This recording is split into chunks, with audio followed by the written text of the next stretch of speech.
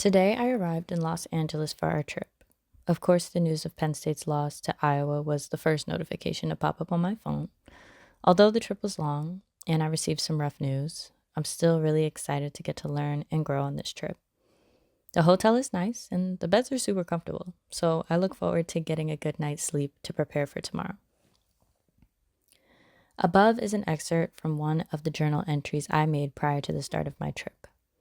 Looking back, I can tell that I had no idea what was in store for me. I went into this trip fully expecting to expand my mind and open my eyes to a circumstance that I had no lived experience in, only an observer's perspective. In returning home, reflecting on all that I witnessed and internally came to grips with, I came to the understanding that this course, and the embedded hands-on component of it, have profoundly influenced me. Not only my worldview, but also how I understand my presence and privilege in this world. That's a pretty heavy realization, so I'd like to take you through how I arrived here, if you're willing. I've never been to California before. I've only been as far west as Las Vegas, Nevada, because I have family that moved there when I was young. I was born and raised in Philadelphia and have never lived anywhere else until I moved to attend Penn State University. I say all of that to help you understand the perspective I have, primarily of urban city environments. This is why I believe there was a somewhat arrogance to my approach in a class like this. Not that I didn't believe that there was more to learn, but that I thought I was further in that process since I grew up observing poverty, violence, and homelessness on a regular basis. Again, I was wrong. In our first meeting with Corinne Feldman, a physician assistant leading USC's street medicine program, I was blown away by all the information she was able to synthesize for our group. She went over concepts like housed beds, which helps clinicians understand the daily routines and practices of their patients. She also touched on ecological systems theory, which is something I've been exposed to through my psychology classes. Corinne then went on to describe how their program works. She describes their team as helpers trying to meet people where they are. This is reflected in their use of harm reduction measures and in the depths of relationships they have built with their clients. This is something that you could tell she was very proud of. Furthermore, she elaborated on the importance of allowing those she works with to feel helpful. She noted that their ability to feel useful gave them a sense of value. In thinking of that, I pondered how many stereotypes are based on unhoused individuals being lazy and gluttonous. Yet here they were, giving to others when they, most times, didn't have enough for themselves. Corinne rounded out the presentation by inviting students to ask questions, for which I had decided to participate, seeing as I had one that circled my mind the entire session. How do you cope with entering other people's suffering on a daily basis? If you couldn't tell, I have an affinity for asking for people's deep truths. However, Corinne was willing to oblige. Her response was tearful yet direct, in that it is painful to watch people experience harm both systematically and physically. But the hope that the team's resource provision can be of aid to them is what keeps her going. I don't know if she knew at the time, but her response was exactly what I needed to hear to understand the upcoming day's events and how they'd fuel my pre-existing aspirations.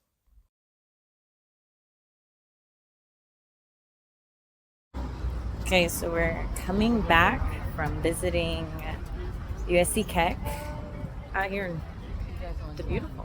It was great. We learned so much from Corinne Feldman, and we're headed to USC to do a scavenger hunt, and hopefully just get the lay of the land somewhere.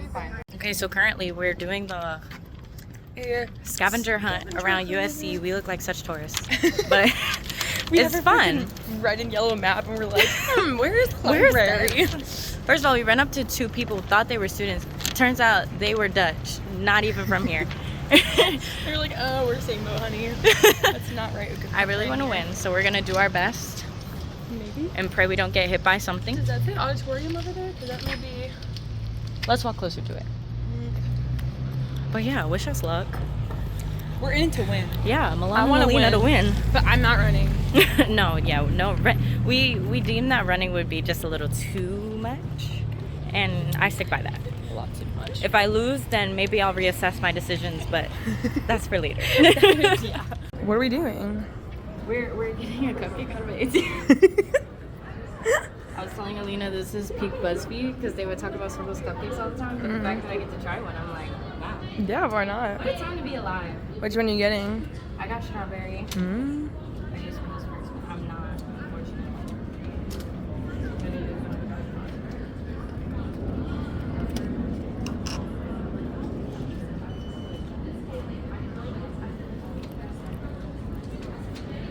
This is the best purchase I've made. That's all true. No, this is mine. Okay, it was approved. I still have money. Yay. Look, there she We're goes. day 3 into it, day 2? Yeah. Ooh. We'll see what happens on Friday. Tough. I know. But you only live once. You only live once. Thank you. During our session with Corinne, we were assigned our groups for the following day's rounds. It had been mentioned previously that Brett Feldman, another physician assistant and leader for the program, would be leading early the next morning to lend support to an operation conducted by Inside Safe, a citywide initiative bringing people living on the streets of LA to permanent housing. Upon hearing about it, I was intrigued but nervous to volunteer myself. However, I ended up being assigned to that team of 4, Brett, Lizette, and LCSW, Falake, another student, and me. Looking back, this placement was definitely a blessing in disguise and goes to show how God will lead you where you need to be.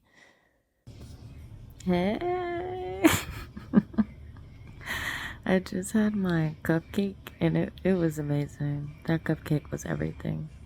I can't even lie, it was so good. I'm so glad I bought it. But yeah, I'm in bed because I have to wake up at like 5 tomorrow. I'm glad I said that because I forgot to set my alarm, but I have to wake up at 5 tomorrow because we're going with Brett Feldman to a couple encampments along the riverbed that are being offered transitional housing. So that's always a plus, you know. I hope they all take the opportunity, even though it is hard, you know, moving away from your community, your social safety net of sorts, and of course all the stuff you have there. I'm not sure if it all can go to wherever they're taking these people, but I know it's gonna definitely be a hard decision for some of them, and Brett said so as well, so I'm hoping that it can be a positive one, even though it can be hard. But yeah, only 2 of us are going, me and my roommate, so I'm excited. I feel kind of special because I'm like, oh wow, they chose us, but but also kind of nervous because I don't know. This is my first time going on rounds, and you know, you never know what can happen, of course, you know. But I have faith that everything will go just fine, and I'll get to learn a lot and meet some really strong people, strong-willed people, and even get to interact with more of the team. There's supposed to be a licensed clinical social worker out there, so I'm excited to pick their brain about, you know, what it's like to be a social worker out there and what kind of expertise does being a person with lived experience give them in these rounds, and what's something that I should be looking for when I think about courses and programs that'll prepare me for a robust career in social work. And so yeah, a lot to look forward to tomorrow, as well as like a nap because I know it's gonna be early, but I'm really looking forward to it. I can't wait. I'm tired from today because we did a lot of running around. We went to USC, the main campus, and Keck School of Medicine campus. Yeah, I had a great time. USC is a beautiful campus. Might have to send a little application over to their to their program for social work. We'll see. I can't really see myself like moving coast for graduate school, but you never know where where the Lord will take you. So I'm leaving it up to, serendipitous action, if you will. But I'll keep you posted. I'm excited. I'm nervous. I'm scared. I'm eager. All of those emotions in one. I'm cold, as you can see. But yeah, it's gonna be a good time. It's gonna be a good time. God protect us. See y'all later. Tuesday morning, we left the hotel around 6:30 in the morning to meet with Brett. Once he arrived, we explored the medicine closet where he walked us through what they regularly prescribed, described their organization strategies, and explained how they go about harm reduction given the conflicting legislation between the county, city, and state. After loading the trucks with supplies, we all jumped in to head to an encampment in Lincoln Park. On the ride over, I had a great conversation with Lizette about what it means to deliver therapy on the street. She put it well when she said that therapy should have no bounds and people deserve to be treated at the point in which they are ready for it, not when other people deem it appropriate. She also emphasized a sentiment that I had heard before: you can't want it for them. Upon arriving, I could already see the sanitation crews awaiting the go-ahead to start cleaning up the tents, bags, and debris still in the enclosed area. On the sidewalks were people and animals sitting, standing, and interacting with housing officials. While preparing myself, Brett and Lizette immediately hopped out of the truck, something that impressed me because it spoke to their compulsion to serve. I ended up following behind Brett most of the time as we watched him interact with patients and introduced our teams to some of the other entities present. I don't think my words do justice in describing how well Brett and Lizette do their jobs. They make positioning themselves as benign vessels for support look effortless. From looking at the patients' faces, you could tell that it was a level of consideration that was new to them. There are some abilities you just can't teach, and they exhibit that perfectly. I hope to embody that kind of openness in my career. After finishing up there, we had time to explore the areas near City Hall. Brett ended up driving us through Skid Row. He took the time to give us a mini history of how the area has changed since his arrival, specifically the enforcement of the clearing of people from at least a mile from a government building and the eventual incorporation of the area onto city maps in an official capacity. Throughout the ride, we took advantage of the time with Brett to pick his brain on the missions in the area and what he believes the future of street medicine programs look like. His thoughts regarding performativity in the field, especially in Los Angeles, were surprising but not unexpected since you come across it a lot in many different fields. City Hall. We actually went with Brett to kind of give some supplies to some of the people he actually knew back in this park right next to City Hall. Learned about the ordinances that keep people out of, I believe, like a square mile from municipal buildings. So, interesting stuff so far. We then returned to City Hall for a meeting and happened to secure an invite from a councilwoman to a Diwali celebration in the building's observatory deck. I know what you're wondering. Yes, the food and event were fantastic.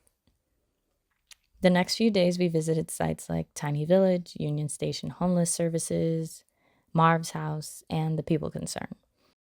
Good morning. It's Wednesday. I'm back in the PSU, sure. First of all, yesterday was awesome. We went out with Brett all day and got the opportunity to do a inside safe mission where we got to kind of help people get all their stuff so that they can go into transitional housing, which was amazing to witness. But you of course have in the background people tearing down their things and sweeping them into huge dumpsters, so that's never a great thing to watch, but to know that they're hopefully headed in a better direction is always a plus. Then after that, we ended up going to City Hall and getting to see the observatory deck and sitting in on a meeting that they had about those operations in the future planning. And then after that, we ended up being able to meet one of the councilwomen, and she invited us to a Diwali celebration. We had great Indian food. It was awesome. And then after that, we went to another encampment, gave out more stuff, and just got to ride around the city, see Skid Row with Brett and him explain like how the unhoused population survives out here and what are norms for the unhoused people here, and specifically in LA and in California, as opposed to like Philly or any other urban cities. So really awesome. And now I'm headed downstairs to get breakfast and meet up with some of the other students so that we can go to Earth Cafe, grab some coffee, have a nice walk before we go to Marv's place today, and I think another place, but I can't remember. But so far, so great. See you later. At all of these places, I really got to converse with individuals who have lived either in encampments on the streets or in transitional housing. I was amazed at the range in circumstances that led to their current state. Many times it is easy to assume that people who are unhoused fall into substance abuse cycles, end up on their own at an early age, or have experienced incarceration as factors leading them to living on the streets or in shelters. However, I was introduced to individuals who also were executives of companies, had great jobs, had world-class educations, and still succumbed to the financial and environmental stressors of life. Consequently, my heart began to ache for them and all the people I made assumptions about. It was those stories that made Corinne's words ring in my head. You'll never be able to help everyone if you think your heart and will are big enough. That is a truth that I'm still trying to make sense of, and honestly don't know if I ever will. It's so funny because it looks like I just realized what was behind me. Yeah, it's Old Man. But I finally made it back. I'm back in State College. After a wonderful trip, honestly, I feel like I've learned so much, more than I thought I would learn on this trip, and gained new friends in my class. I love them. And really had a great time getting to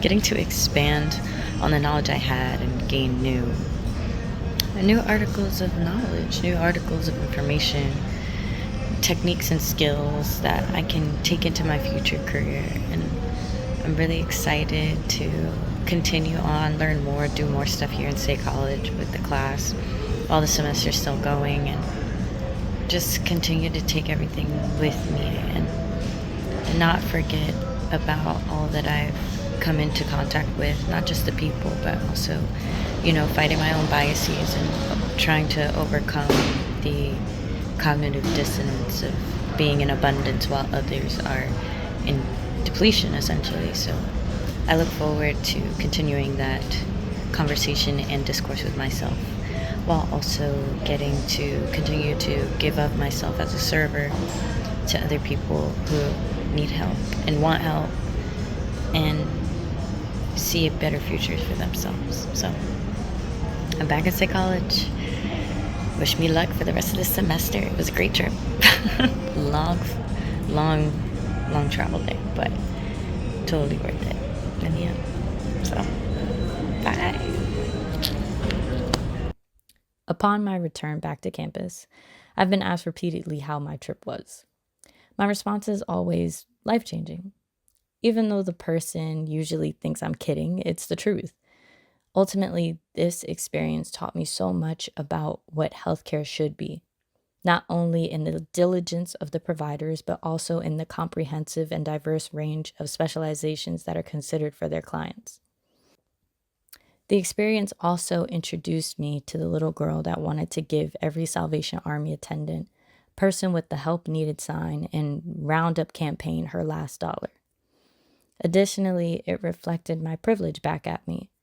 I intend to make a concerted effort to never forget what I saw and the people I learned from, and take those memories with me throughout my career as a clinician and advocate, but most importantly, as a fellow human trying to get through this thing called life.